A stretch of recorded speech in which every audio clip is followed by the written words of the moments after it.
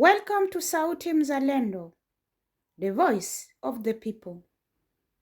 We have a chilling story about police brutality and hidden truths here in Kenya.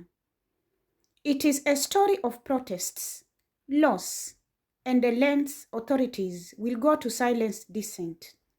In July last year, Kenya witnessed massive protests led by the youth and popularly called the Gen Z's protests. These demonstrations were fueled by anger over rising taxes and corruption in government.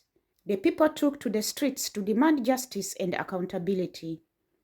One of those young voices was 19-year-old Charles Owino. He was shot in the head during a protest near Nairobi, but when his family went to the morgue, the police had listed his death as a road accident, a gunshot wound listed as a car accident. And Charles wasn't the only one. Shaquille Obienga, just 21 years old, was also protesting that same day. The police claimed he died in a road accident too, but his father, who identified his body, saw a gunshot wound on Shaquille's neck. The government's own autopsy confirmed it. The story doesn't stop there.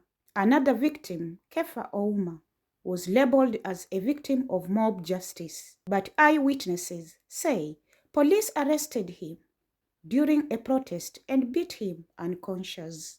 His body was delivered to the morgue 5 weeks later. Families are speaking out. They are telling stories of how morgue logbooks, controlled by police, record these deaths as accidents, drownings, or mob justice. It's a pattern that suggests a cover-up. And it is not just killings. Kenya's National Commission on Human Rights says 82 people disappeared between June and December last year, nearly 10 times more than the previous 18 months.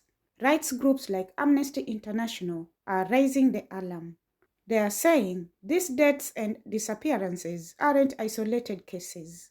They point to a special police unit known as OAT, which replaced the disbanded SSU. This unit is accused of using extreme force, abductions, and even executions to silence dissent. Photos from the protests tell the real story. Charles Owino's body was seen on the street, blood around his head. A police officer with a rifle stood nearby. These aren't just accidents. They are deliberate actions. And then there is Omondi, a university student who disappeared and was found in a pond. The autopsy revealed drowning, but his body was covered in bruises. His father believes something else happened before he drowned.